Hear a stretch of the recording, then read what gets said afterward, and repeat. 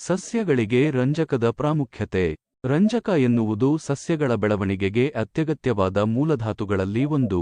ಇದು ಸಸ್ಯದ ಹಲವು ಪ್ರಮುಖ ಕಾರ್ಯಗಳಲ್ಲಿ ಪ್ರಮುಖ ಪಾತ್ರ ವಹಿಸುತ್ತದೆ.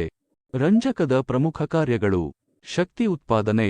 ರಂಜಕವು ಸಸ್ಯಗಳಿಗೆ ಶಕ್ತಿಯ ಮೂಲವಾದ ಎಟಿಪಿ, ಅಡಿನೋಸಿನ್ ಟ್ರೈಫಾಸ್ಫೇಟ್ ಯ ರಚನೆಯಲ್ಲಿ ಭಾಗವಹಿಸುತ್ತದೆ. ಜೀನ್ಗಳ ರಚನೆ. ಡಿಎನ್ಎ ಮತ್ತು ಆರ್ಎನ್ಎ ಎಂಬ ಜೀನ್ಗಳ ರಚನೆಯಲ್ಲಿ ರಂಜಕ ಪ್ರಮುಖ ಪಾತ್ರ ವಹಿಸುತ್ತದೆ. ಇದು ಸಸ್ಯಗಳ ಬೆಳವಣಿಗೆ, ಪುಷ್ಪಿಸುವಿಕೆ ಮತ್ತು ಬೀಜ ಉತ್ಪಾದನೆಗೆ ಅಗತ್ಯ. ಬೇರುಗಳ ಬೆಳವಣಿಗೆ. ರಂಜಕವು ಬೇರುಗಳ ಬೆಳವಣಿಗೆಗೆ ಸಹಾಯ ಮಾಡುತ್ತದೆ.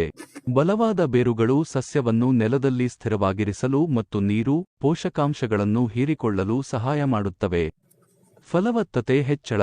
ರಂಜಕವು ಸಸ್ಯಗಳ ಫಲವತ್ತತೆಯನ್ನು ಹೆಚ್ಚಿಸುತ್ತದೆ.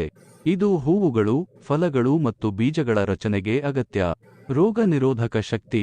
ರಂಜಕವು ಸಸ್ಯಗಳ ರೋಗ ನಿರೋಧಕ ಶಕ್ತಿಯನ್ನು ಹೆಚ್ಚಿಸಲು ಸಹಾಯ ಮಾಡುತ್ತದೆ. ರಂಜಕದ ಕೊರತೆಯ ಲಕ್ಷಣಗಳು: ಸಸ್ಯದ ಬೆಳವಣಿಗೆ ನಿಧಾನವಾಗುವುದು.